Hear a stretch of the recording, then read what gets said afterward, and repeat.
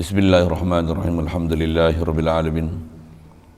Wassalatu wassalamu ala asyrafil anbiya'i wal mursalin wa ala alihi wa ashabihi wa azwajihi wa zurriyyatihi wa atba'ihi ajma'in. Subhanaka la ilma lana illa ma 'allamtana innaka antal alimul hakim.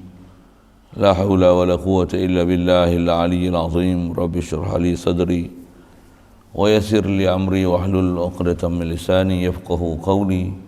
Allahumma iftah alaina bi futuhil 'arifin bik. Allahumma ij'alna minal ladzina yastami'una al-qawla fayattabi'una ahsana. Allahumma 'allimna mimma jahilna wa anfa'na bima 'allamtana wa zidna 'ilman nafi'an ya rabbal alamin. Rabbi a'udzubika min hamazati syayatin wa a'udzubika rabbi an yahdurun. Wa a'udzu nafsi billahi al-'aliyyil 'azim. Bismillah ma syaa Allah. La yasuqul khaira illallah. Bismillahi ma syaa Allah. La yasrifu su'a illallah. Bismillahi ma syaa Allah. Ma kana min ni'matin fa min Allah. Bismillahi ma syaa Allah. La haula wa la quwwata illa billah. Wa ba'du. Qala Syekh Musannif rahimahullah ta'ala wa nafa'na bihi wa bi 'ulumihi fi darain. Dan tiada bersifat ia Allah Subhanahu wa taala dengan mana-mana sifat yang baharu. Dan mustahil lawan mukhalafatuhu lil hawadis, iaitu mumasalatuhu lil hawadis. Artinya mustahil bersamaan Allah Taala bagi segala yang baharu pada zatnya dan pada segala sifatnya. Maknanya tidak ada suatu benda yang menyamai Allah Ta'ala pada sedia kala dan sentiasa. Maka itu sekalian syukur kita Allah Subhanahu Wa Ta'ala, limpah kurnia dia jua, pemberian daripada dia semata, boleh masih kita berada atas muka bumi dia. Alhamdulillah. Syukur disyariatkan kat kita, mak kita, ayah kita Islam. Kita lahir dengan daripada mereka yang Islam, kita dapat hukum Islam. Alhamdulillah. Diberikan kita pula nikmat besar, dimudahkan untuk taat, jauhkan pada maksiat. Alhamdulillah. Syukur diberi kepada kita kalau berminat nak belajar dan nak menjunjung perintah menuntut ilmu. Alhamdulillah. Syukur diberi kepada kita kesihatan, kelapangan masa, keterbukaan hati. Bahkan seronok menunggu dan menanti untuk berada dalam majlis yang diredai ilahi, dan sering dihalubakan untuk hadir ke dalam majlis itu oleh para nabi. Alhamdulillah, syukur kita dapat kesihatan, kelapangan masa, boleh pula ada minat yang kesungguhan, dan diberikan minat itu pula ada sentiasa untuk berada dalam majlis seumpama ini. InsyaAllah kita nak manfaatkan, meneruskan bicara daripada kitab Buku Iman. Kita masih dah bicara bab mukhalafah. Jadi yang terdekat kita bicara mengenai bagaimana nak ambil faham pada satu ayat Quran, wa ma khalaqtul jinna wal insa illa liya'budun, yang mengikut kaedah tata bahasanya ada lam pada liya'budun yang dipanggil lam ta'lil asal. Memang dari isi kaedah nahwu panggil lam ta'lil. Tetapi oleh kerana mustahilnya memahamkan makna ta'lil, makna berkerana dalam ayat Quran tersebut, berdasarkan kaedah-kaedah akidah yang Allah, dia dah sempurna, dia tak perlu buat sesuatu di atas dia buat tu berkerana dan bersempurnakan sesuatu dia buat. Apatah lagi dengan istilahnya dia buat atas dia nak ambil manfaat. Subhanallah. Jadi Allah di atas sempurna dia tak perlu buat apa pun pada makhluk. Itu asal. Tapi dia buat makhluk. Semestinya dia buat makhluk bukan di atas nak ambil manfaat daripada makhluk. Itu mesti faham kan. Dia itulah maka kaedah yang telah disebut ulama, walaupun ada kaedah lam yang dalam ayat Quran tu dipanggil lamul ta'lil ataupun lamul kai, Lam dengan makna kerana, lam ta'liliyah, lam dengan makna lamu kai.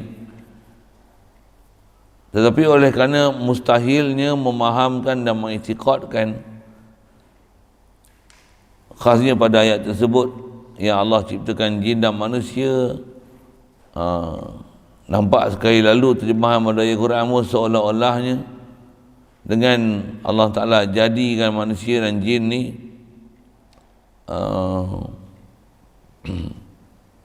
bila dah bagi jadi, Allah Ta'ala nak supaya dengan jin dan manusia yang telah dijadikan itu sembah dia. Kalau faham dengan makna berlaziman macam tu atas kata mengambil faedah ataupun berelat kerana dah Allah bagi jadi kita, macam tu nak sebut bahasa ni kan gitu rasanya. Allah jadikan kita kerana atau untuk kita sembah dia. Itu bahasa tu.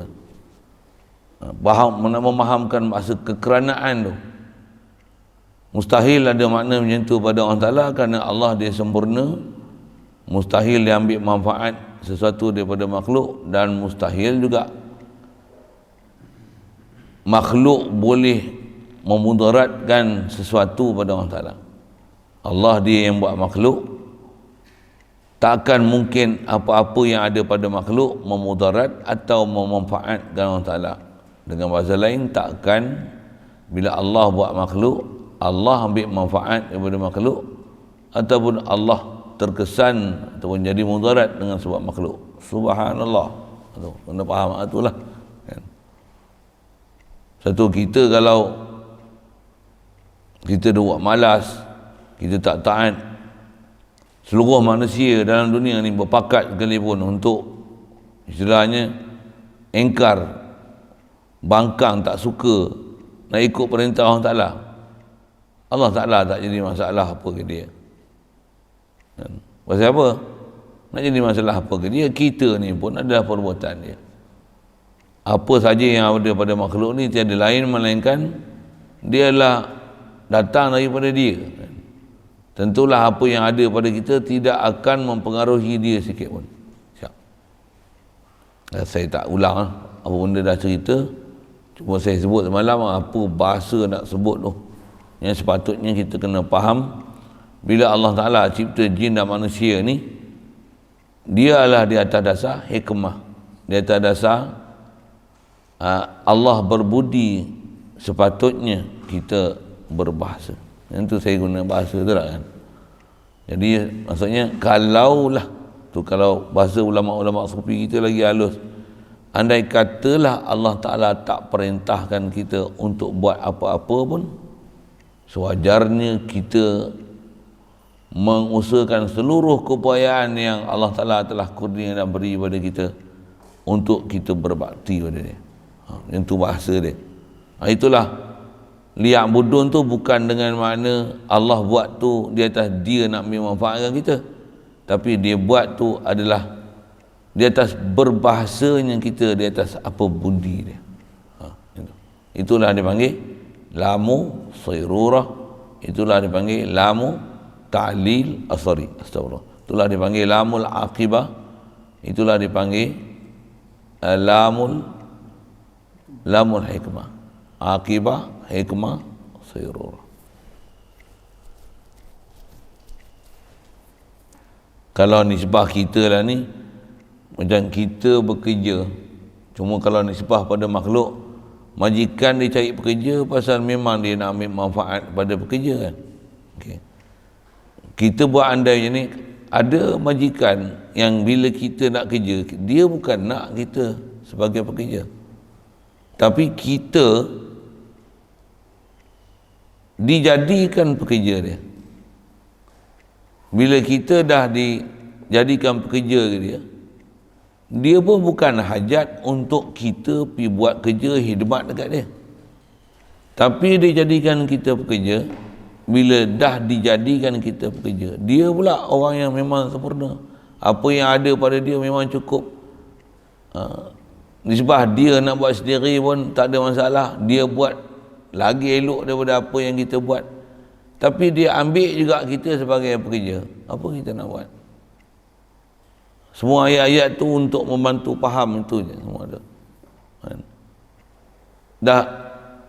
Dah kita dia ambil sebagai pekerja, sedangkan dia pun tak perlukan kita untuk bekerja, tapi dia ambil juga kita sebagai pekerja. Macam mana? Sewajarnya lah kita berbahasa di atas apa budi dia ambil kita bagi kerja, dia bagi gaji pula. Sedangkan kalau dia tak bagi jadi kita pun tak ada benda kat dia. Betul kita nak buat apa? Takkan nak buat tunjuk besar kepala lebih daripada siapa yang lantik kita sebagai pekerja. Bahkan buat macam kita pula tuan rumah pula, kita pula macam bos besar, macam semua harta benda tu milik kita. Sikit dengan bahasa gitulah. Ni apa tak erti bahasa kita ni. Dengan bahasa lain, kita atas muka bumi ni sebagai jin dan manusia memang tak selayaknya untuk kita nak buat suka hati kita tanpa kita merenung, memperhati yang kita dah banyak makan budi, yang bila Allah berbudi kita berbahasa. Dan berbahasanya kita pada Allah Ta'ala pun bukan benda payah. Apa dia? Kata ulama, untuk guru kita senang je. Kalau kita tak nak taat selain daripada taat hak fardu sekalipun, apa dia? Iktiraflah, mengakulah siapa Allah, sedarkanlah Allah tu siapa. Itu ayat untuk sekurang-kurang istilahnya kita menepati piawaian SOP yang fardu kita buat. Dan lepas buat pada fardu sekalipun tak buat sunat, dalam keadaan dengan sedarnya mengiktiraf dan sedar siapa Allah Ta'ala dan di mana kedudukan kita yang sentiasa berhajat kepada dia, sentiasa mengharapkan kurniaan dan limpah kurnia dia, dan sentiasa sedar apa yang ada pada kita tiada lain melainkan semua anugerah dia. La ilaha illallah. Sekalipun tak ada ibadat lebih daripada hak fardu. Fardu yang kena buat tu, ya Allah, kita kena faham bila dia fardu kat kita, dia tak ambil manfaat, dan dia fardu kat kita tu, memang fardu tu sepatutnya kita kena buat. Memang kita ada kemampuan nak buat, bahkan sebenarnya kita mampu buat lebih daripada hal itu. Itu satu hal. Tapi asal nak sebut disiplin yang telah disebut oleh para ulama kita, sekalipun tak boleh buat ibadat-ibadat yang nama sunat ni, di atas kata berbahasanya kita ke Allah Ta'ala ni apa? Iktiraflah dia, sedarlah dia, sedar perasaankan ke dia, mengaku je apa yang ada pada kita ni tiada lain melainkan semua daripada belas ihsan dan kurniaan dia semata-mata. La ilaha illallah, lakal hamdu, lakal syukru, lillahi ma fis samawati wa ma fil ardh. Milik Allah apa yang ada di langit di bumi, aku ni pun milik dia. Itu je bahasa kita, kawan. Dia bagi pula kita dalam keadaan malas ni, dia bagi lagi buah. Kita tak sayang pokok pun, buah pokok tu hidup, buah pun banyak. Contohlah kan, kita pun bukan bela sangat anak kita, tapi anak kita boleh jadi taat, semua membesar dengan sihat, ada pendapatan gaji besar pula, senang lenang dia. Kita bukan ada asuh apa dia pun, tapi semua jadi baik, jadi taat. Kita bukan ajar jadi pandai, semua jadi pandai. Ya Allah, tak ada apa pun aku buat, semua Kau bagi. Aku tak ada apa pun. La ilaha illallah. Ngaku je. Jangan duk berdabik dada. Inilah anak didik aku. Itu bukan liak bodoh tu. Sekali lalu lah. Baik, atas kita nak bicara, lanjutan daripada itu dia nak buat satu kesimpulan. Apa dia? Mustahil dan tiada bersifat ia Allah Ta'ala dengan mana-mana sifat yang baharu. Jadi umum kita dah sebut beberapa perkara secara khas. Sifat baharu apa dia? Jirim, jisim, jauhar, arad, berpihak, ada di pihak, berada di tempat, dilalui oleh masa. Yang terdekat mengambil faedah daripada makhluk yang dicipta. Betul, apa lagi nak cerita sifat baharu ni? Antara lain kalau syarah-syarah kitab Arab ni, antara lain yang sifat baharu tu apa? Dia buat sesuatu dengan ada riqatun fil qalbi. Tu bahasa Arab sikit lah. Mustahil Allah Ta'ala buat sesuatu yang dia ada sensitiviti kejiwaan. Itu bahasa saya. Saya tak ada Tok Guru sebut yang tu. Itu saya punya bahasa. Saya cari ke apa kau nak buat bahasa ni. Kerana Allah Ta'ala, dia mustahil dekat dia ada perasaan yang dengan apa yang ada kat kita, dengan tu dia bertindak. Mustahil. Pasal itu istilahnya, dia terkesan daripada apa yang ada pada makhluk. Allah, atas kita dah belajar yang lepas pun terdekat, memang kita sebut tu mustahil dia ambil manfaat daripada makhluk dia. Mustahil juga dia termudarat dengan apa yang dibuat oleh makhluk dia. Boleh? Faham kan? Memang bukan macam tu kan? Memang kan? Bila dia tak ambil manfaat daripada apa makhluk dia, dan dia tak akan termudarat dengan apa yang dibuat oleh makhluk dia, tentulah apa yang dia buat bukan manifestasi daripada apa yang ada pada makhluk, dengan tu dia bertindak. No. Bukan. Satu, Allah dia buat makhluk bukan di atas kerana ada sensiti kejiwaan, dengan tu dia buat makhluk. Allah Ta'ala mustahil yang sifat makhluk yang berbentuk sensitiviti kejiwaan ni. Apa dia? Sedih, marah, seronok, suka. Yang ni dipanggil riqatun fil qalbi dalam bahasa Arabnya. Saya terjemahkan dengan sensitiviti kejiwaan, yang kita bila ada benda-benda macam ni, kita akan terkesan ya. Tengok macam ni kita sedih, tengok macam ni kita kesian, tengok macam ni kita sayang, contohlah. Tengok macam ni kita benci, tengok macam ni kita menyampah, tengok macam ni kita jemu. Kan bila macam tu kita bertindak, betul? Allah Subhanahu Wa Taala mustahil dia buat makhluk di atas apa yang ada pada makhluk, terkesan kat dia ada riqatun fil qalbi ni, ada sensiti kejiwaan ni, maka dia dengan tu dia redha, dia bagi pahala kat kita.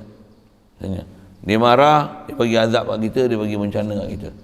Mustahil kat dia, dia urus kita tu macam tu. Pasal apa? Dia ilah. Kalau kita belajar di Ahli Kursi, memang ada penerangan tentang tu. Yang Allah Ta'ala kata, aku cipta manusia, manusia ada yang taat, la ubali. Kalau ada manusia yang derhaka pun, la ubali. Apa dia? Aku bukan peduli dengan bahasanya, sedikit pun tak pengkesan dengan aku. Atas kaedah akliyah kita sebut, macam mana makhluk nak beri kesan pada Allah Ta'ala, pasal takkan makhluk mengkesankan Allah Ta'ala. Kita lah yang terkesan dengan apa Allah buat kat kita. Bahkan apa yang ada pada kita adalah semata-mata kehendak Allah Ta'ala nak bagi kita jadi apa. Jadi kalau ada ayat-ayat Quran dan hadis yang sebut, misalnya yang kita selalu sebutlah, Allah kasih sayang kat kita. Kasih tu makna apa? Jangan faham kasih dengan makna ada sensitiviti kejiwaan, ada perasaan. Subhanallah. Sayang, kasih sayang. Allah Ta'ala pemurah, bukan dengan mana sifat sensitiviti kejiwaan juga. Dengan tu dia murah hati nak beri pada kita. Bukan. Bahasa yang ada tu Yang tu adalah bahasa untuk kita mudah faham pentadbiran dan pengurusan Allah Ta'ala. Datangkan bahasa macam tu supaya kita boleh faham macam mana nak bermuamalah dengan Allah Ta'ala. Tapi Allah Subhanahu Wa Ta'ala sendiri, dia bukan terkesan dengan bahasa-bahasa yang datang Quran, hadis menceritakan Allah Ta'ala dengan nama dan diterjemahkan dengan sifat dia macam tu. Bukan dia buat itu dengan pengurusan ada riqatun fil qalbi, sensitivity kejiwaan tu. Satu kalau terjemah kata Allah dia belah ihsan dia, kalau sebut macam tu sekali pun, apa maksud belah ihsan? Limpah kurnia dia memberi. Satu kita belajar awal-awal Ar-Rahman Ar-Rahim. Ar-Rahman nama pemurah. Apa maksud pemurah? Mengurnia dan memberi dengan kehendak dia nak beri, tanpa mengira makhluk yang dia beri itu taat ataupun neraka. Dia bagi semua. Itu maksud Ar-Rahman. Ar-Rahman dengan makna memberi tanpa mengira taat atau neraka. Pasal Allah dia beri bukan di atas memberi dengan Ar-Rahman, bukan dengan ada syarat taat bahawa aku beri. Tak. Dan syarat taat tu pun atas perjalanan proses sabab musabab yang itu Allah Ta'ala urus alam ni. Atau istilahnya sunnah Allah Ta'ala cipta alam ni. Itu Ar-Rahman. Ar-Rahim lah terjemahnya penyayang. Penyayang ni atau bahasanya kan juga sensitivity kejiwaan dia. Apa maksud penyayang? Kita pernah belajar dan saya pernah syarah cerita Bismillah Ar-Rahman Ar-Rahim tu. Apa makna sayang? Sayang ni dengan makna mengurnia dan memberi juga.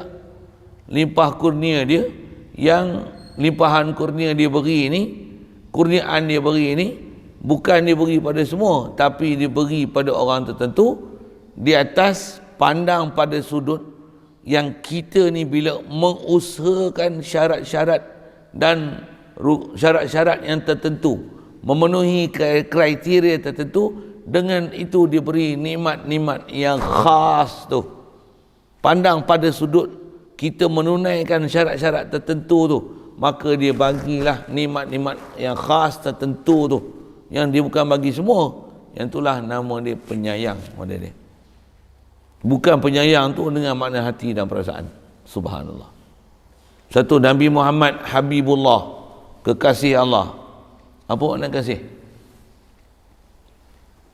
Dengan mana dia memberi limpah kurnia yang tidak ada siapa pun di kalangan makhluk yang diberi limpah kurnia yang macam tu, melainkan hanya khas untuk Nabi Muhammad SAW.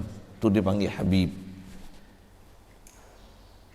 Bukan Habib tu Allah Ta'ala jatuh cinta, perasaan, subhanallah. Tu istilah bahasa Arabnya mustahil pada Allah Ta'ala riqqatun fil qalbi. Ambil sikit bahasa Arab tu. Pasal yang tu kalau kita jumpa kitab memang ada kan. Mustahil riqqatun bil qalbi. Tu yang nak sebut, kalau ada dalam Quran, dalam hadis sebut yang terjemah dia menunjukkan ada makna sensitivity kejiwaan ni, maksudnya terkesan jiwa ni, kalau pada Allah Ta'ala dia mesti diberikan makna dalam bab ketuhanan dengan pengertian yang betul. Jangan dipaham dengan mana pengertian makhluk. Tak mana pengertian makhluk ada terkesan di atas sesuatu pemberian dengan apa perbuatan yang ada pada makhluk, sama ada ketaatan ataupun keingkaran. Pada Allah Ta'ala nisbah hakikatnya bukan macam tu pengurusan dia. Bahkan kita faham akidah pun rasa kalau kita tengok satu sudut, kita betul lah faham ni. Apa dia? Allah dia buat kita bukan di atas apa yang ada pada kita, dengan tu dia bertindak. Tak. Bahkan apa yang ada pada kita adalah apa yang dia telah tentu pada kita, untuk dengan itu dia buat. Walaupun tengok macam apa yang ada pada kita, dengan tu Allah Ta'ala beri. Betul? Kita bersungguh, dia bagi kurniaan. Betul? Yang ni atas perjalanan sunnah, atas perjalanan sabab musabab, atas perjalanan usaha ikhtiar, atas perjalanan pensyariatan datang Nabi-Nabi dan Rasul. Yang ni untuk kita berjalan hidup atas muka bumi ni, inilah istilahnya perjalanan jasad, perjalanan kasab, usaha ikhtiar yang ditaklif atas kita untuk kita kena buat. Tapi kita belajar tauhid sampai kita faham hadam kita, walaupun kita buat rukun syarat segala perkara untuk menghasilkan apa yang kita nak buat, nak dapat tu, kita dah usahakan. Bila dapat, tak kita pandang sedikit pun apa yang ada pada apa kita usaha, bahkan pandanglah dia limpah kurnia daripada Allah semata-mata. Baru ahli tauhid. Baru ahli tauhid. Dalam masa yang sama, jangan pula di atas dah faham semua yang ada pada kita ni limpah kurnia semata-mata, maka kita meninggalkan usaha dan ikhtiar. Boleh faham? Macam inilah nak hidup 24 jam.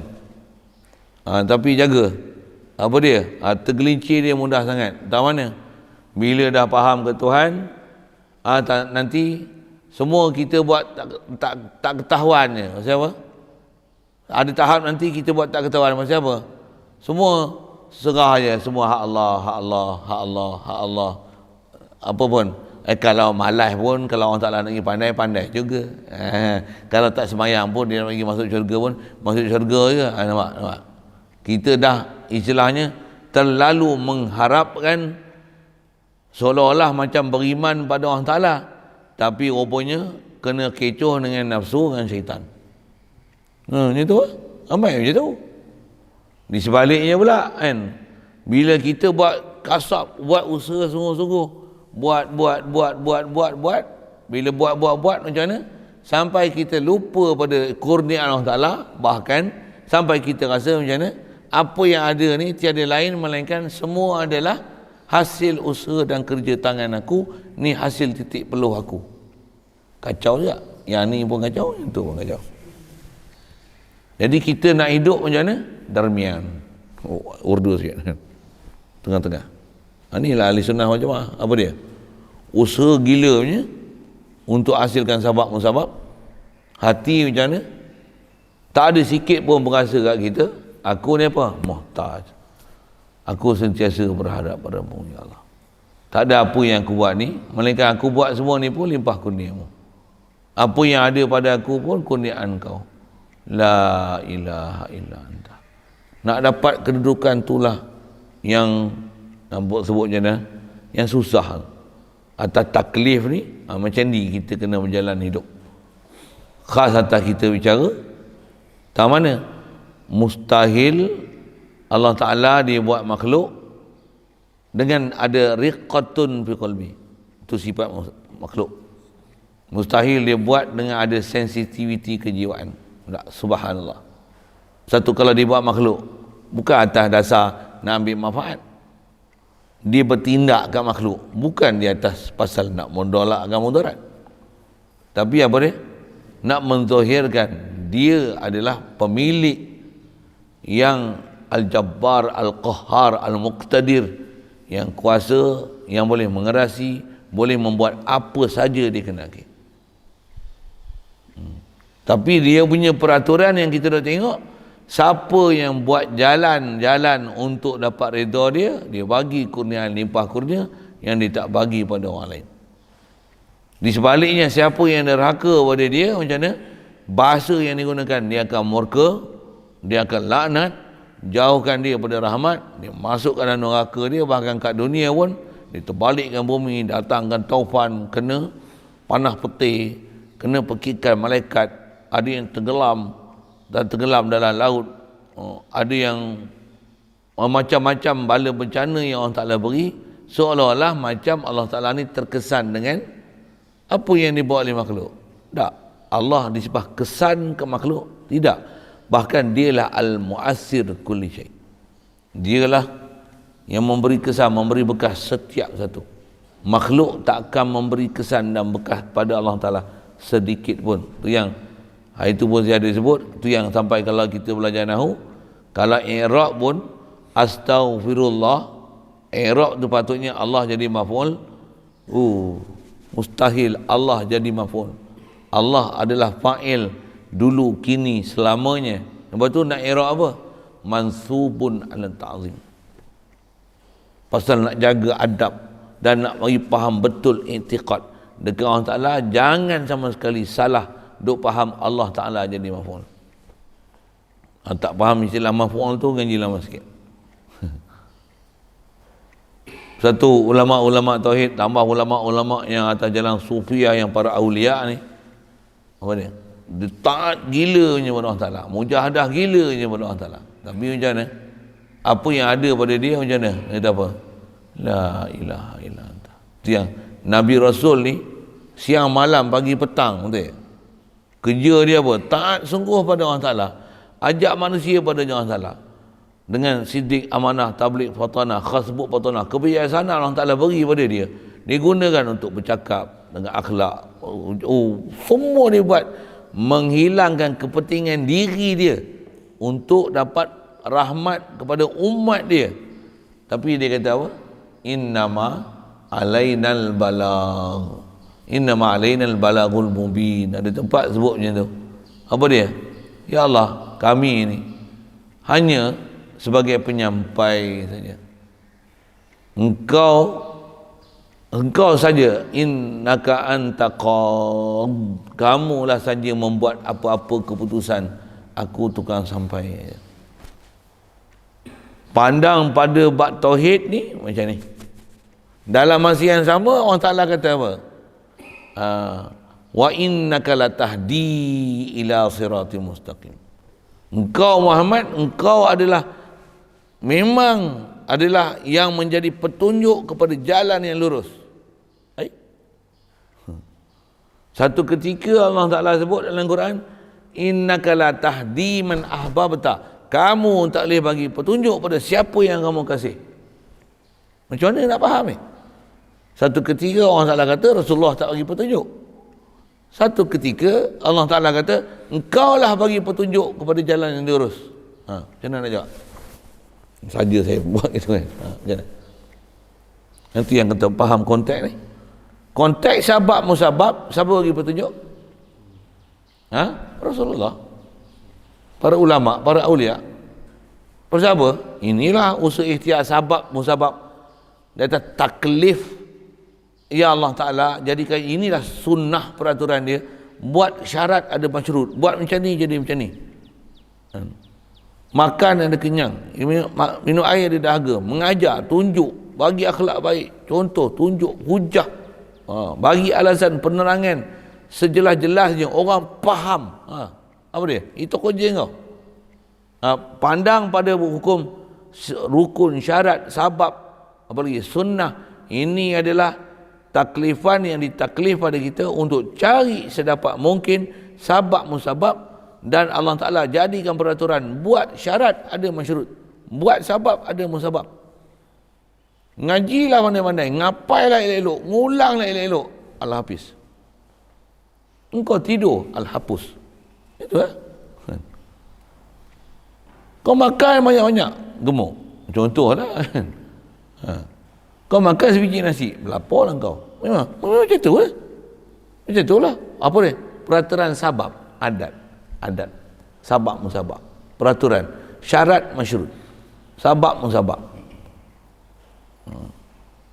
Yang tu yang Allah Ta'ala kata wa innaka latahdi, sesungguhnya engkau ni memang engkau lah ya Muhammad, latahdi, beri petunjuk. Lam tu lam tidak pula tu kena dengan nahu lain. Tadi kita jumpa lam taklil, latahdi tu lam latahdi, wa innaka latahdi tu dipanggil lam ibtidak untuk makna taukid. Sungguh memang engkau lah sebenar-benarnya menunjuk jalan yang lurus. Rasulullah pula menunjuk. Satu ketika innaka la tahdi man ahbabta, kau walaupun kau kasih kat siapa, kau tak boleh bagi petunjuk.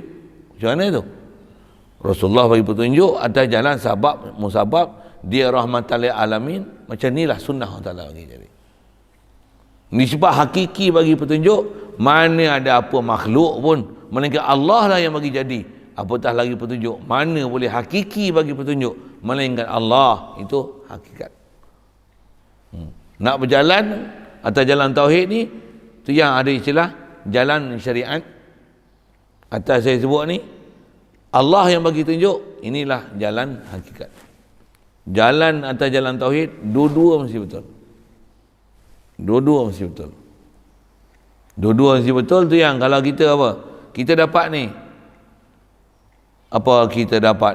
Apa Allahumma salli wa sallim ala. Kita nak kena usaha ni, nak kena bersungguh ni. Nak kena istighfar ni, nak baca Quran ni, nak kena mengulang ni. Nak kena masak ni misalnya. Nak cari nafkah ni. Misalnya, nak buat macam ni, nak kena buat ni. Kena buat apa yang sepatutnya kena buat. Dalam masa yang sama, bila dapat macam mana?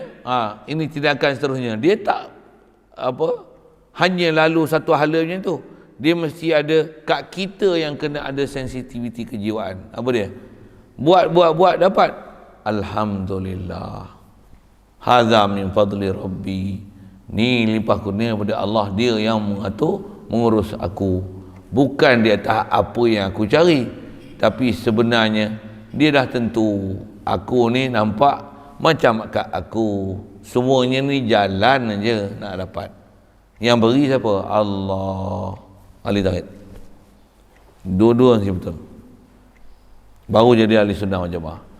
Telajak pegang kita, nama dia Jabariyah, Qadariyah. Telajak berserah ke Allah Ta'ala, tak buat sebab, macam mana? Jabariyah. Ahli sunnah wal jamaah macam mana? Telajak dalam bab usaha ikhtiar. Kalau ahli dunia akan tengok kita buat sebab sungguh-sungguh. Telajak dalam bab akidah. Tak rasa langsung apa kita buat tu hasil daripada kita, bahkan berpegang dengan Allah Ta'ala sentiasa, tiada lain melainkan semua limpah kurnia dia. Itu ahli sunnah wal jamaah. Boleh faham? Satu kita tengok tok guru para ulama, nabi, para aulia, para anbiya ni, mereka macam mana? Dia punya usaha gila punya, tapi dia punya iman pun gila. Boleh faham?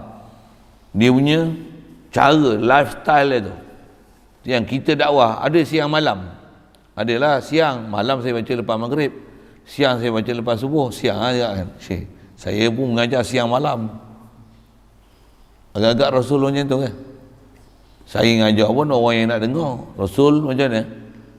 Orang yang nak dengar ni dia tak payah jumpa, orang tu main cari dia. Macam mana? Orang yang tak mau tu dia pergi cari. Orang yang tak suka tu dia pergi jumpa. Orang yang kelahi balah memusuh dia, hak tu dia datangkan kasih sayang dan perasaan cinta. Orang yang memang cinta kat Rasulullah ni tak payah balas pun tak apa. Maksud apa? Ya ni memang cinta lah sama dengan dia. Siapa yang musuh dia, nak perang, nak bunuh dia, hak tu dia layan dengan budi bahasa. Tu pun orang tu dapat hidayat. Macam mana? Dia kata apa? Innama alainal balagh. Kami ni ya Allah, tukang sampai je kau yang beri. Yang tu yang Allah Ta'ala puji, wa innaka la'ala khuluqin azim. Engkau akhlak yang sangat mulia. Siapa mulia? Usaha gila punya.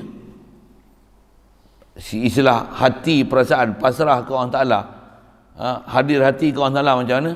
Tak pernah ada perasankan apa yang ada tu adalah daripada dia, bahkan hanya sedar daripada Allah yang Maha Kuasa. La ilaha illa anta. Dia dijadikan oleh Allah Ta'ala seabdal-abdal makhluk. Kederat dia, kasih sayang dia, usaha dia, sembahyang dia, sampai bengkak-bengkak kaki kan? Sampai bengkak-bengkak kaki. Sampai Sayyidatina Aisyah, isteri Rasulullah ni, dia kata, ya Nabi Allah, ya Rasulullah, kata, engkau sembahyang ni sampai macam ni, bengkak-bengkak kaki kerana terlalu panjang dan lamanya berdiri baca Quran dalam sembahyang tu. Kalau ikut nisbah Rasulullah ni, tak ada apa dah yang perlu dia buat. Siapa? Allah Ta'ala telah qad ghafarallahu laka ma taqaddama min dzambika wa ma ta'akhkhar. Sayyidina Aisyah pun memang sebut perkataan tu, kan Allah Ta'ala dah ampun dosa kau yang telah lalu dan akan datang. Kenapa bersusah-susah diri macam ni ya Rasulullah? Dia kata, afalaisa An akuna abdan syakura atau kama qala. Adakah tak boleh untuk aku ni jadi seorang hamba yang bersyukur pada Allah Taala? Kita tak sampai tahap tu dah. Tapi nak kata apa? Inilah perjalanan tauhid kita. Buat gila punya untuk agama Allah Taala, hati dan perasaan macam mana? La haula wala quwwata illa billah. Ini perjalanan aulia, perjalanan ulama, perjalanan anbiya. Kalau perjalanan aghbiya, siapa pula aghbiya ni? Perjalanan orang bengong, dia jadi ada yang bengong belah, serah sungguh pada Allah Ta'ala, 10 tahun pun tak boleh baca Quran lagi, padahal ulang alik masjid. Contohlah kan, baca Quran pun bunyi macam orang Jawa, tak bunyi orang Arab sikit pun. Boh pergi bahasa gitu. Fathah, kasrah, domah, sukun pun tak kena. Ni buat pasal alif bata pun. Nak beza ha dengan kha pun tak kerti. Punya balok ngaji, punya bodoh tak ambil kerti. Boh pergi bahasa gitu tak? Yang tu ada yang sampai berserah langsung dalam masalah nak ke agamanya tu. Ada yang telajak pula, tapi telajak selalu tak ke agama. Telajak dalam bab dunia macam mana? Inilah hasil titik peluh aku. Telajak kat sana. Kalau ikut kaedah macam mana? Oh, kita ni dia kata bagi betul lah perjalanan. Jadi saja sebut ke sana, pasal nak sebut prinsip apa? Mustahil Allah Ta'ala sifat baharu. Lagi baharu apa lagi yang nak sebut ni? Mengenai masalah riqatun fil qalbi, itu antaranya.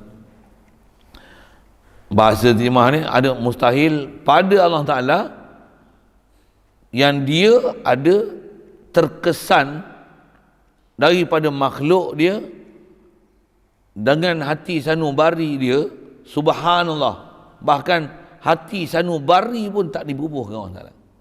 Kalau ada perkataan terjemah-terjemah daripada nama-nama Allah Ta'ala, Ar-Rahman, Ar-Rahim, Al-Wadud misalnya, Ghadiballah, Allah Ta'ala Al-Qahar, Al-Jabbar, Syadidul Iqab,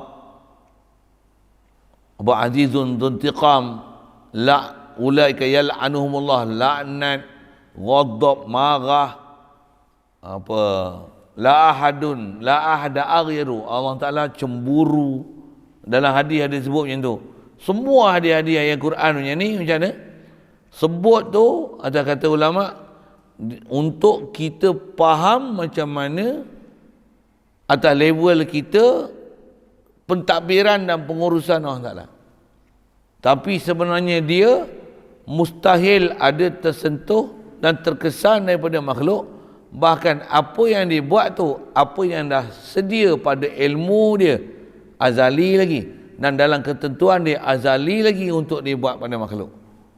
Tapi di atas perjalanan sabab-musabab ni kita duduk berlaku sekarang ni kat kita ni macam mana?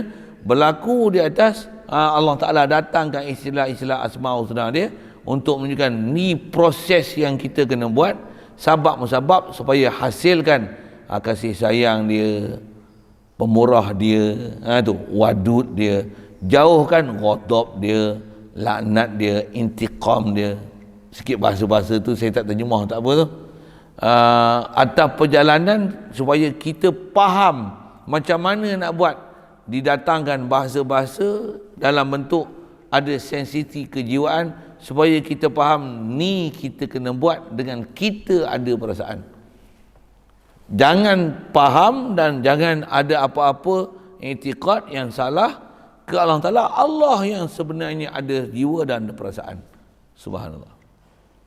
Dan tu saya ada sebut ngaji awal-awal dalam bab sifat 20 ni apa? Kita kena belajar sifat 20 ni, antara ringkasnya 13. Itu qaul mu'tamad. 20 tu masyhur. Saya ada kata macam ni, kalau belajar 99 asma' husna pun, kalau tak belajar 13 ni, macam mana? Belum tentu akidah betul. Antaranya apa?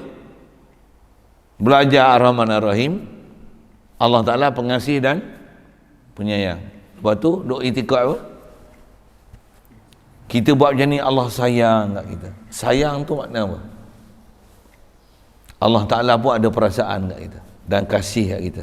Tak betul. Salah faham ke Allah Ta'ala. Allah Ta'ala murka kat kita. Bahasa murka tu memang dia murka lah. Dengan tu kita tak buat apa benda yang bawa pada kemurkaan pada dia. Memang sepatutnya kita kena bertindak macam tu. Tapi dengan ketaatan yang ada pada kita tu, dan kita kena faham, ya Allah, tiada apa yang ada pada aku ni melainkan limpah kurniamu. La ilaha illa anta lakal hamdu lakal syukru hadza min fadli rabbi. Untuk apa tu? Untuk liyabluwani aashkur am akfur. InsyaAllah nashkur, kita tak akan nakfur. Untuk bersyukur, syukur faham macam mana? Aku tahu, kenal nikmat ni padamu, aku gunakan pada apa yang kau suruh, dan aku kenal apa yang aku boleh buat ni tiada lain melainkan limpah kurniamu. Baru ahli tauhid, baru faham perjalanan ketuhanan. Tu yang Allah Ta'ala hantar Nabi, Rasul, para ulama, para awliya ni buat apa ni? Supaya meneruskan kerja-kerja Nabi Rasul, menceritakan macam mana perjalanan ahli tauhid sepatutnya. Ahli tauhid bukan hanya sembahyang 5 waktu, kan? Itu yang besarnya apa? Nak kenal, faham perjalanan bab-bab ketuhanan. Itu yang wujud, qidam, baqa', mukhalafah lil hawadis, qiyam bi nafsi, wadahni qudrat, iradat, ilmu, hayat, sama, basar, kalam. Kita bukan habis lagi belajar ni, baru duk cerita mukhalafah. Khas nak bercara tak mana? Asal disebut bahasa, tiada bersifat ia Allah Ta'ala dengan mana-mana sifat baharu. Khas nak sebut baharu ni sini macam mana? Mustahil pada Allah Ta'ala ada sensitiviti kejiwaan. Bahasa Arab dia riqatun bil qalbi. Subhanallah. Subhanallah. Untuk kita dia buat taat. Allah redha ke aku? Tak. Nak faham apa? Ya Allah, aku boleh buat ni, Engkau yang limpah kurnia aku. Hadza min fadlik. Di atas ayat yang kita selalu sebut apa dia? La haula wa la quwata illa bik. Atas istighfar yang Rasulullah ajar, Sayyidul Istighfar, Allahumma anta rabbi, Engkau yang tak biar aku boleh aku jadi macam ni. Anta khalaqtani, Engkau yang cipta dan jadikan aku. Wa ana abduka, aku ni hamba Engkau, makhluk Kau. Selagi mana dengan tu Engkau bagi aku kebayang untuk taat, aku guna untuk taat. Itu kalau guna untuk taat, aku boleh taat pun semua limpah kurnia Engkau. Lepas tu kalau guna untuk maksiat, subhanaka inni, maha suci Engkau ya Allah pada sifat kekurangan. Aku ni banyak zalim, aku banyak salah guna, aku banyak khianat, mata, telinga, tangan, kaki, kemaluan, perut, makan, ikut dan. La ilaha illa anta astaghfirullah al-azim, astaghfirullah rabbi. Ni perjalanan kita. Dia takut saya lalu. Atau kita nak faham macam mana? Nak faham apa ni? Sifat baharu pada Allah Ta'ala, mustahil riqatun bil qalbi. Satu kali lalu saya sebut ni, yang saya nak ulang perkataan ni, pasal ada orang dia duduk sibuk berbangga mengaji Asma'ul Husna tapi tak belajar sifat 20. Antara ringkasnya 13. Tak pernah pun dia belajar dengan dia faham macam mana saya sebut ni. Bahkan dia rasa apa yang dah ada dia belajar Asma'ul Husna tu dia dah faham. Bahkan kita dengar huraian dia bab akidah, bila dia cerita Asma'ul Husna tu risau kita. Macam mana? Ustaz, saya nak ingat sikit. Ustaz ni dengar radio ni, ustaz-ustaz radio lah. Kita pun jarang dengar kuliah orang tu, pun pergi kedai lepas Zuhur, kan ada kuliah-kuliah lepas Zuhur tu. Kadang-kadang saya pergi kedai beli barang masa tu lah. Masa tu pergi ke kedai, tengok dia orang duk pasang radio, ada ceramah-ceramah daripada radio. Saya nak ingatkan, nak quote balik perkataan dia sebut macam mana. Allah, kadang tak peduli dia sebut tu, lupa lah perkataan dia.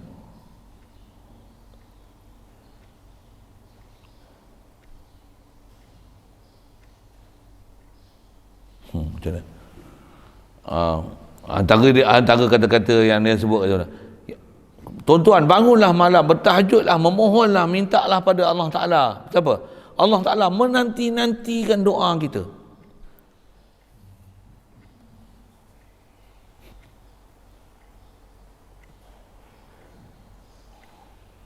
Nak motivasi satu hal tau, tapi takut nanti dia faham nanti Allah menanti-nanti ni, maksudnya dia duk faham hubungan Allah Ta'ala dengan dia ni, maksudnya Allah ni mengharapkan kat kita dengan ada harapan macam ni kan? Dan kita buat taat tu sebut macam mana, di atas kita nak muamalah dengan Allah Ta'ala, memang kita kena ada perasaan mengharap-harap dengan dia. Kita mengharap-harap dengan dia, bukan Allah mengharap-harap kat kita.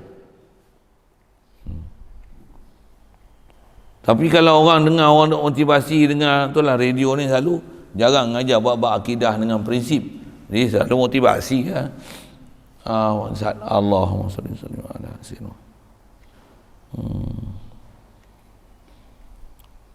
Hai, lupa dah. Yang ni perkataan yang saya duk cari, duk gagau cari, recall balik. Perkataan yang selalu dalam radio apa sebut, dia mengajar bab ketuhanan ni dengan ayat-ayat macam ni. Risau kita dengar.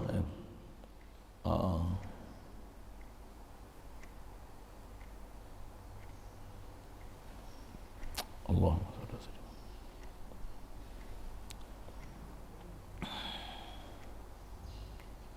Kalau saya sebut satu sudut lah gini, misalnya katalah dia nak cerita, kata suruh minta, tuan-tuan minta Allah Ta'ala beri. Kalau kita buat macam ni, Allah Ta'ala dia takkan dia takkan tolak permintaan kita. Sebut macam-macam tu kan, okey. Dia sebab kita punya keyakinan memang Allah Ta'ala tak tolak permintaan kita, apa kita minta dia pasti perkenan. Itu satu hal. Satu hal lagi yang kena faham atas saya sebut mustahil sifat baru ni, riqatun bil qalbi ni, walaupun kita buat bersungguh-sungguh meminta, tunaikan apa hak kita sebagai hamba, tanggungjawab kita sebagai makhluk buat ke Allah Ta'ala, dapat kat kita tu tak pandang sikit pun apa yang ada pada kita, bahkan hadza min fadli rabbi, ni limpah kurnia daripada Allah, dia yang takbir aku. Itu yang kalau nak minta ni, kalau atau orang-orang yang arif dengan Allah Ta'ala ni, dia akan kata apa? Ya Allah, kalau Engkau telah menuliskan kecelakaan dan menentukan kecelakaan kepadaku, Kau padamkanlah ketentuanmu tentang aku jadi celaka ni, ubahkanlah dia kepada aku ni jadi bahagia. Cara dia minta tu kan, faham dia tu ke Allah Ta'ala ni. Dia faham tu mendalam, dia tak, pasal apa? Pasal dia faham konteks macam mana yang sepatutnya dia kena faham dalam bab ketuhanan. Yang kita tak reti ni, itu yang kita tak tahu cara macam mana nak ada hubungan dengan ilahi, pasal ada yang kita terlepas informasi, kadang-kadang tak pernah pergi belajar pun bab-bab macam ni. Cuma nak sebut macam ni, memang dia ada further information lah. Nisbah belajar macam ni, memang asas memang macam ni. Kalau kita belajar nak ke depan lagi macam mana, itu yang dah belajar tauhid kena belajar pula fiqh satu hal, bab perjalanan zahir macam mana, rukun syarat yang perlu disempurnakan. Lepas tu nak sempurnakan lagi kita punya tauhid ni macam mana, kena belajar ilmu tasawuf, macam mana nak memurnikan lagi hubungan kita dan pertalian kita dengan Allah Ta'ala, hubungan kefahaman kita Allah ni ilah, khasnya atas kita bicara mustahil riqatun biqalbi tu, macam mana kita nak istilahnya buat taat gila punya, tapi hati ni tak pernah berpegang sikit pun kepada apa yang ada pada kita, bahkan semua memandang daripada kurniaan dia. Di sebelah kitab ulama memang banyak, itu yang kita kena belajar ilmu-ilmu alat apa, nahu, sorof. Kalau tak pun di sebelah kitab pun kena belajar dan jumpa guru yang betul nak buat apa. Dengan tu ada keupayaan kita nanti untuk boleh hadam perkara-perkara yang tu kita kena halusi. Kalau tidak, tak boleh, dia tak boleh pergi. Satu yang khas pula, kena duduk mengaji. Mana? Kena menyisih diri sikit lah, main pondok. Itu bahasanya. Masa nak kredit hours dengan dia tu panjang. Dan pula tu dia tak boleh menyambil mengaji. Dia memang option besar kita mengaji. Mengaji ni menyambil. Cuba cari makan menyambil, tengok. Try boleh tak?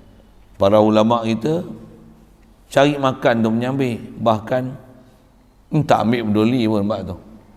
Dia punya kerja besar dia ilmu amal.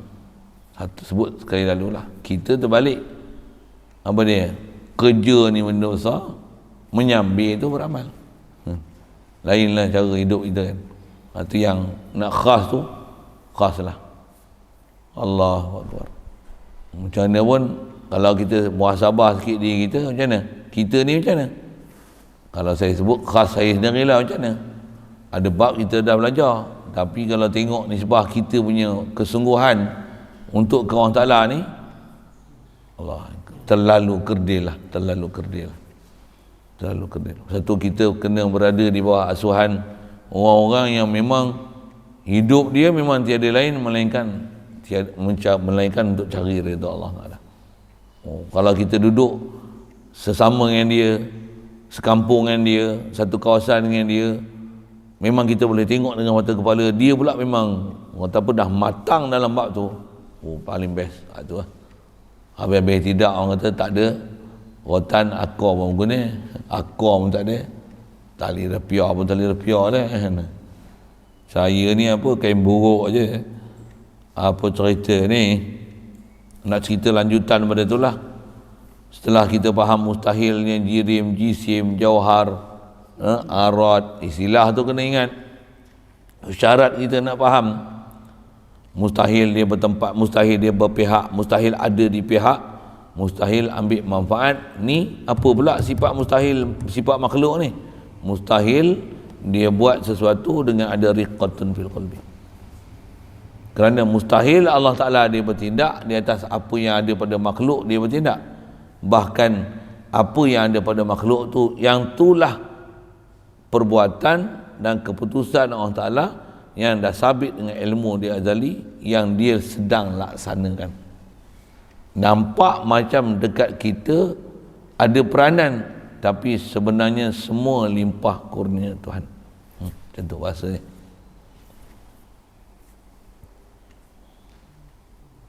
Baik. Dan mustahil lawan mukhalafatuhu lil hawadis. Jadi apa yang kita belajar adalah wajib Allah Ta'ala mukhalafah lil hawadis.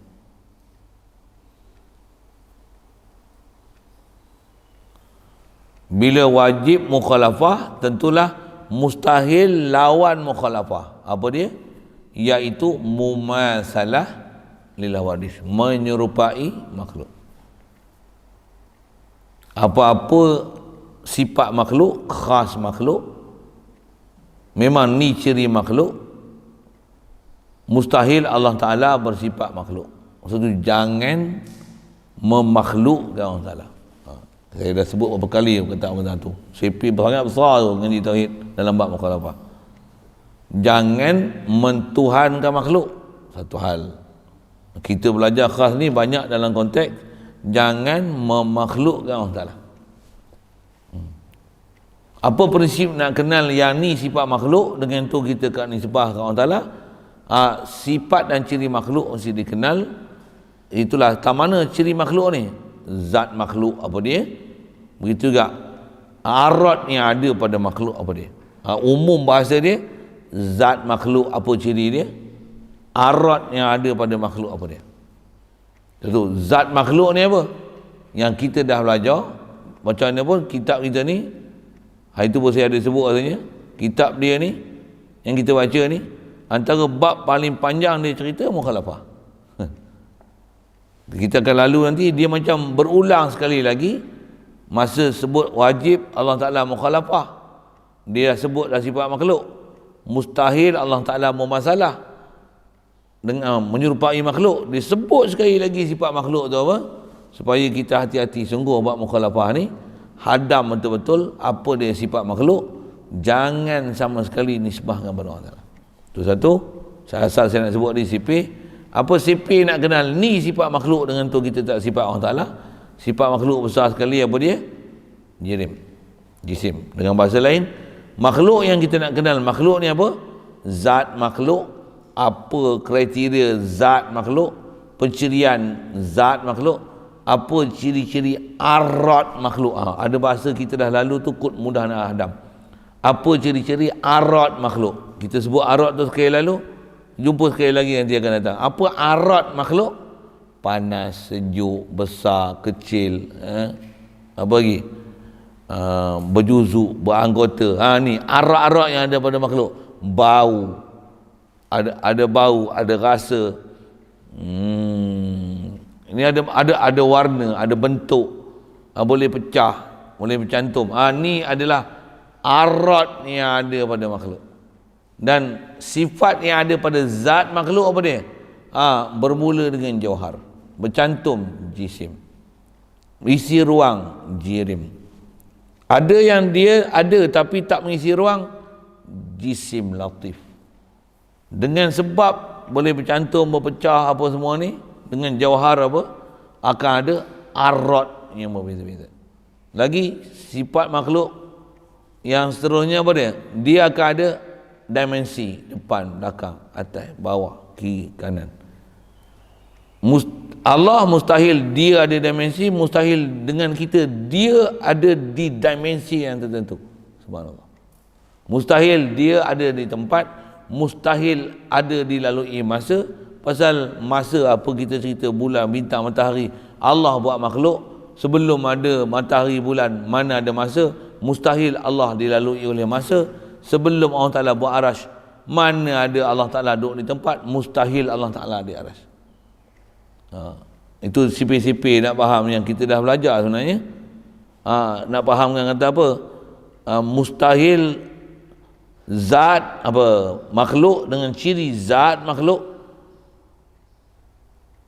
makhluk dengan segala ciri yang ada pada zat makhluk. Sekali lalu saya sebut tu, arat pun sekali lalu saya sebut. Yang ni mustahil pada Allah Ta'ala, tanzihkan pada Allah Ta'ala. Pasal dia semua sifat ni membawa kepada makna kurang, fakir dan berhajat. Allah muhkam dia apa? Ghani, istighna'an kulli ma siwa. Dia tak hajat apa-apa. Dia yang mengkesan kepada makhluk, memberi mudarat manfaat.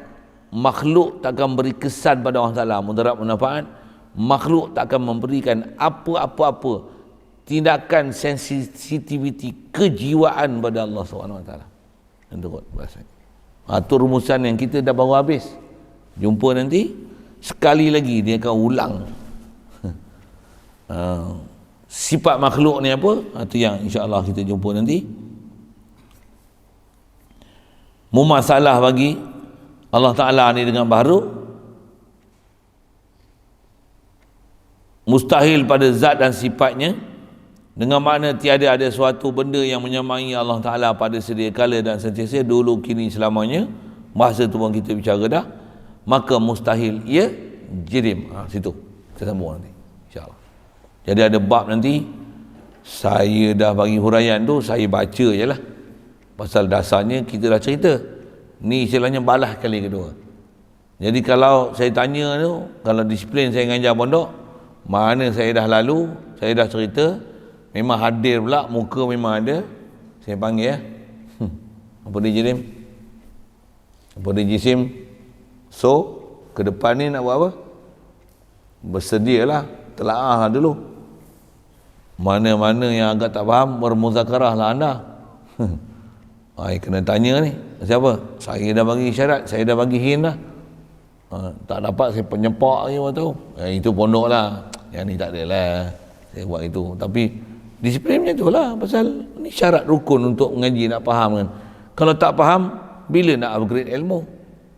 Macam mana nak boleh nak faham ilmu pun tak ada, macam mana nak berjalan dengan ilmu? Memang tak boleh susah. Jadi mana yang dah lalu nanti nisbah nak mantap memang tanya jawab. Dan kena faham mengaji ni ada definisi, pembahagian, huraian yang kena ambil perhati dan kena ambil istilah, kena ambil dobit. Dengar elok-elok, mesti kena belajar, take the point. Point tu apa? Definition. Ada sambil itu saya sebut dalil Quran, ada hujah akli, ada istilah-istilah ilmi, menyambil sebut yang Quran di atas prinsip-prinsip.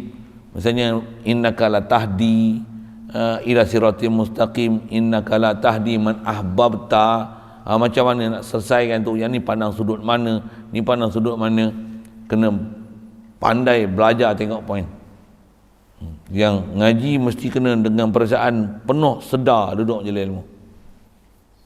Jangan jasad duduk mata ilmu, kepala otak tak tahu pergi mana.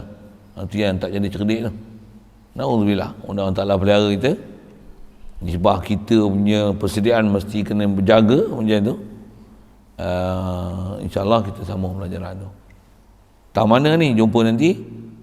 Maka mustahil ia jirim yang memenuh lapang kadar zatnya. Mustahil ia jisimnya nanti, yang tiada memenuhi lapang seperti mustahil lah, dia akan sebut sekali lagi.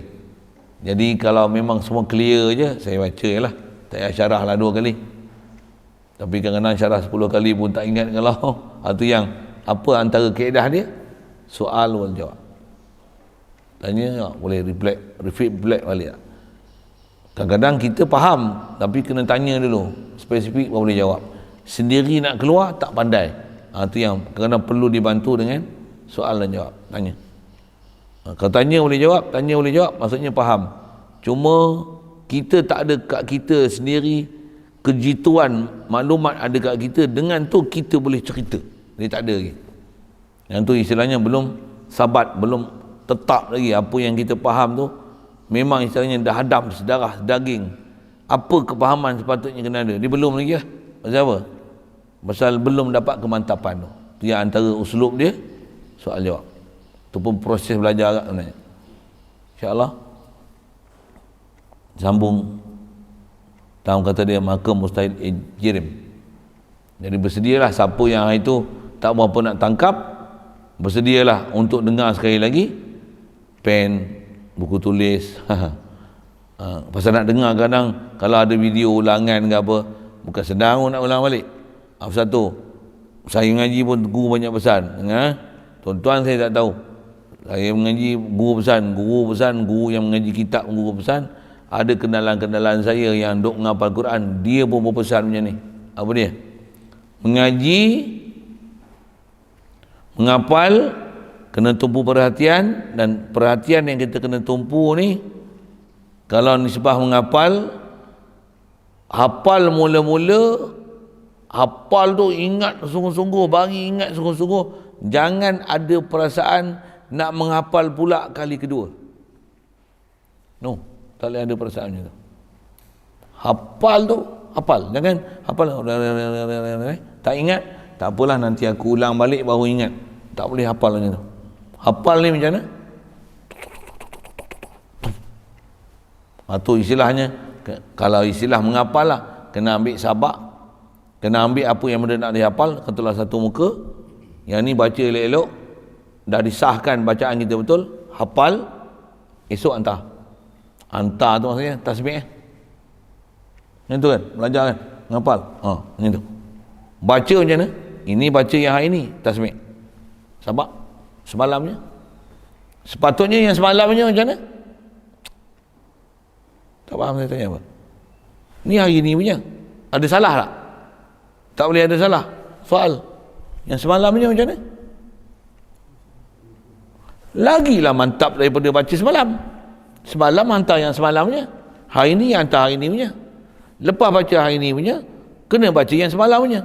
Baca yang semalamnya mesti lagi pantas, lagi lancar, lagi mantap daripada semalam punya hantar. Semalam baru kali pertama hantar, ini kali kedua baca daripada semalam. Macam mana? Mesti lagi mantap daripada apa yang baca hari ni. Pasal tu semalam punya dah ambil sabak ni, apa para sabak ni, para sabak semalam, kemarin pula macam yang kemarinnya, atau muka kemarin macam lagi. Lepas tu mukhtar pilih lah, tebuk boleh. Itu ngapal lah. Ngaji kitab pun sama, ngaji kitab pun sama prinsip. Nak cerita apa, jangan harap mengaji ni kita akan bertemu kali kedua untuk belajar pula. Pasal apa? Belum tentu boleh jumpa. Saya pun saya tak tahu umur saya berapa hari. Kita pun kita tak tahu umur kita berapa hari nak mengaji, betul tak? Betul macam mana? Jumpa dengan, aku faham lah. Jangan dengar setin. Apa dah itu, macam faham tak, mungkin tak faham tak. Nanti sekali lagi lah dengar. Bila kau nak dengar? Bila kau nak faham? Memang tak faham lah. Dengar. Walaupun tak faham, nanti dengar sekali lagi, dia akan dengar macam tu juga. Dia akan dengar macam tu juga. Yang bodoh sampai kiamat tu. Itu bahasa saya. Macam mana? Dengar, faham. Cak. Dengar sekali lagi, mantapkan yang dah ada tu. Okey. Betul, disebut tepat. Sama macam tu. Ya, macam ni lah aku pegang. Itu pun tulis macam ni. Catatan ni ada macam ni. Ya, betul. Oh, dia adil. Ditambah pula. Oh, ditambah pula. Oh, dia bagi huraian kod ni pula. Oh, tambah lagi. Baru boleh tambah. Pasal yang dulunya dah mantap. Kalau tidak nak menambah apa, yang dulu pun tak ingat. Tak ingat. Untuk jadi macam kera kena belacar dengan orang. Tunjuk praktik senang. Perut kena belajar, perut kena belajar. Apa pun tak tahu. Padahal mengaji berkitab-kitab lah. Sikit bahasa itu. Itu disiplin. Jadi asal nak sebut, saya dah ingat lah, kata, ni kita berulang ni. Jangan tak kenal lah, nanti jerim apa dia. Okey. Sikit dulu. Itu yang disiplin belajar, tu yang saya sebut ni pun pasal memang ulama kita ajar disiplin-disiplin mengaji ni. Pasal apa? Mereka pun dah karang kitab mengajar kita disiplin belajar ni. Pasal zaman dulu pun berapa ramai orang mengaji. Tapi ada orang yang dia mengaji, dia tak dapat ilmu yang dia belajar, satu. Yang kedua, dia tak dapat buah daripada apa yang dia belajar. Dia tak menghasilkan satu hasilan daripada ilmu yang dia belajar. Belajar tapi tak ada buah dia. Kadang-kadang jangan kata, nak kata buah, ilmu tu sendiri tak dapat. Bila ilmu tak dapat, pokok pun tak ada, bunga pun tak ada. Macam mana nak ada buah? Macam tu kot. Sedangkan mengaji ni macam mana? Dia mesti ada hasilan dia, dah dapat, ibarat macam benih, mesti disemai, keluarkan pokok, bajai dia, sampai dia berbunga, menghasilkan buah. Buah pula macam mana? Tu'ti ukulaha kullahinin biizni rabbiha. Buah yang boleh datang sepanjang tahun, bukan musim-musim. Buah tu pasal apa? Ilmu yang dah mantap. Pokok yang sejati, akar tunjang yang masuk pasak ke bumi, dan batang pokok yang subur sampai ke langit. Perbandingan tu kita belajar akidah, zahir syariat. Dia akan berbuah, berbunga, berbuah. Sebab dia ni ilmu, kutip, definisi, ta'rif, pembahagian, huraian, tafsiran, misalan, bandingan, itu kita dah belajar. Ilmu ni ada, baru dia akan ada pokok, baru dia boleh kemas, baru dia akan nak berbunga, baru boleh hasil buah. Dan buah ni lah nanti pula dia akan jatuhkan, ajar pula untuk keluarkan pula benih lain, untuk tumbuhkan balik pokok lain. Kalau tidak nak tumbuh pokok macam mana? Pokok pun tak. Okey, sekali lalu itu. Atas kita belajar ni tauhid tau. Dia bukan pokok lagi, baru akar.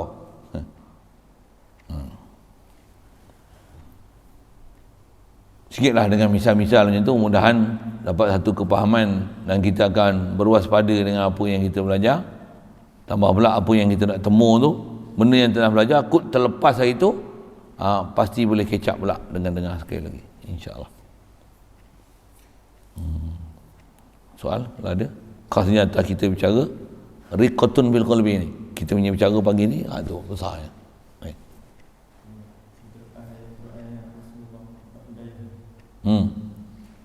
Wa innaka latahdi ila siratim mustaqim. Itu ayat untuk menunjukkan kata Rasulullah dia yang bagi hidayah.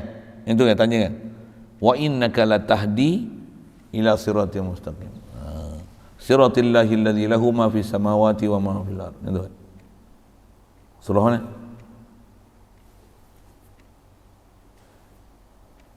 Wa innaka latahdi ila siratim mustaqim, siratillahi lahu ma fis samawati wa ma fil ardh. Belajar mulut dia sebut tu, apa sikit lah. Patutnya petik dapat syahadah, dah syahadah lah. Cik sedap tu. Ni tambah nak bertanding bulan lepas ni. Petik Innaka la tahdi man ahbabta, tu biasa dengar kan. Tu dapat. Okey. Ini ayat Quran kata Rasulullah bagi petunjuk. Wa innaka la tahdi ila siratal mustaqim. Yang saya kata ada lam ibtidak tu. Tunggang je lain lah pula tu. Surah mana? Juzuk mana? Ada usik dia orang sikit. Saya memang tak hafal surah juzuk. Itu letak di mulut je. Ustaz, hanya balik sikit lah. Ya. Semalam lepas ngaji ni balik dengar apa tanyalah Ustaz TV9. dia berbicara fiqh pada fatwa. Dia kata bukan senang ni majlis fatwa ni nak berhimpun, nak apa, nak buat satu fatwa. Dia kata nak dapatkan tangan-tangan Allah. Apa yang jadi dia pening tu? Tangan-tangan Allah. Apa maksudnya tangan-tangan Allah tu? Tu bahaya. Nak tanya tu kan? Nak tanya tu lah. Ini yang kata bahaya TV dan media ni tu lah. Pula tu mereka suka menggunakan bahasa-bahasa yang menimbulkan syubhah. Bahaya. Dia kata bukan senang untuk keluarkan fatwa macam ni, kena wajib vaksin, hukum harus, tapi wajib walaupun ada yang mampu sebab vaksin wajib juga. Contoh kan, bukan senang nak dapatkan hukum, nak dapat tanda tangan Allah Ta'ala. Kalau saya nak urai boleh je kan, tanda tangan apa? Nak dapat satu pengiktirafan yang ni lah hukum yang betul, maksudnya satu keputusan yang valid, yang setelah disemak, dibahas, apa lagi dibicara dan dibuat rujukan, membuat satu rumusan yang sangat berharga, nak dapat tanda tangan Allah Ta'ala. Gitu kot maksud dia tu. Maksudnya hukum ni adalah pasti betul punya. Bukan senang. Kalau ulama dulu saya sebut memang betul. Kalau sikit saya jawab dah soalan tu rasanya. Saya nak bagi respon macam ni sikit. Ulama dulu, ulama mujtahid kita, Imam Syafi'i, Hanafi, Maliki, Hambali juga, siapa-siapa ulama di belakang mereka yang alim sangat tapi masih lagi mengikut ulama-ulama mujtahid. Mereka ni nak berijtihad, nak keluar fatwa memang macam ni. Nak dapatkan satu hukum yang dia telah menggunakan seluruh keupayaan dia untuk menjaga syariat dan dapatkan satu hukum yang betul dengan telah memandang berbagai-bagai aspek. Mereka ni memang macam ni. Kalau disebut tu nak keluar fatwa tu merujuk pada ulama-ulama dulu, memang saya sangat setuju. Betul. Tapi kalau yang tu untuk menegakkan benang basah fatwa yang banyak dia orang keluar lah ni, yang memening ni, macam SOP masjid ni, ni saya kata bukan fatwa ni, barua. Kasar ni bahasa saya. Barua tak barua, tengok macam mana. Kenapa kilang boleh operasi masjid? Yang tunjuk gambar lah ni, hari tu tunjuk 2-3 gambar je kan. Duk masjid. Allah, memang istilahnya telah dicemari gila babi punya bahasanya. Jumaat tak boleh. Yang ni ikut nak buka balik Jumaat kan. Tu pun setelah bising-bising kot. Tu pun saya tak tahulah setelah bising-bising. Sepatutnya macam mana? Mana dia orang yang kata ahli agama ni? Mana dia? Oleh ahli politik lah tu hal kan. Mana dia kata ni hak rakyat kepala otak kau macam tu lah. Geram dia cakap macam tu kan. Mana dia hak agama? Tak besar jaga agama. Tambah orang politik yang agama tu. Mana dia pembela agama yang kau kata kau nak bela agama tu? Masjid kosong weh. Macam mana kau boleh jadi lembu cucuk hidung je, ikut aja kata pemerintah? Kau tak perhati ke tengok apa yang duk keliling, apa sebenarnya duk berlaku? Boleh faham kot saya sebut apa kan? Baran lah sikit saya sebut macam ni, memang baran lah. Jadi kalau ayat itu semata-mata untuk supaya kita jangan petikai fatwa-fatwa yang ada keluar lah ni, SOP dia macam ni, ambil suhu, datang je menyembah siap ten. Kalau kata untuk saman pula, wajib bayar saman macam ni, wajib jaga SOP, kena pakai sanitizer. Kalau ada najis buat pada alkohol pun tak apa, padahal berkacun tu alkohol tu. Panjang tu nak cerita, ahli sains pun cerita lama dah, doktor-doktor pun cerita. Kenapa jadi kelembu cucuk hidung pergi ambil dekat semua tu, pakai telan semacam patuh semua, tak kena gaya, sembahyang menajis tu. Satu hal. Kenapa kena menyembah tu? Kenapa pula? Kenapa? Banyak benda yang kena persoal. Bila kita soal ni tak jawab pula tu. Tak jawab pula tu. Apa orang sebut? Tambah bagi hukum pula vaksin ni harus, lepas tu wajib pula walaupun ada yang sebab kena vaksin ni mati. Apa benda ni kau cerita ni? Sedangkan yang ada kes yang dah ratus-ratus ribu ni, yang dah positif, yang tak bagi ubat sebatang habuk, sebiji ubat pun tak telan, dah ratus ribu sembuh dengan tanpa ada apa-apa ubatan. Apa-apa ubatan. Jadi apa perlunya vaksin? Vaksin pula tak jamin pula dengan tu kita tak kena penyakit. Pula tu ada expired pula. Dah 1, dos 2, dos 3. Something wrong ni. Okey, kalau yang tu dia nak gunakan fatwa untuk menunjukkan kata sebenarnya pejabat agama pergi bahasa itu, mufti-mufti kita telah bersusah payah ni ustaz ni siapa ni berani bertikai. Kalau saya tak akui apa yang mereka sebut tu. Nak sebab fatwa ulama dulu memang mereka keluar fatwa memang sangat cermat. Istilah kalau kita belajar bab ilmu usul fiqh pun, mereka punya ijtihad, ijtihad dengan mana bazlul juhdi. Ijtihad tu dengan mana dia telah menyumbangkan seluruh keupayaan dia. Kalau bagi satu soalan tu, dia nak jawab tu, Quran hadis semua ni, kerana seminggu bagi jawapan. Bukan saja buka kitab, dia kitab semua dalam kepala dia. Hadis semua dalam kepala dia. Ni ulama mujtahid ni.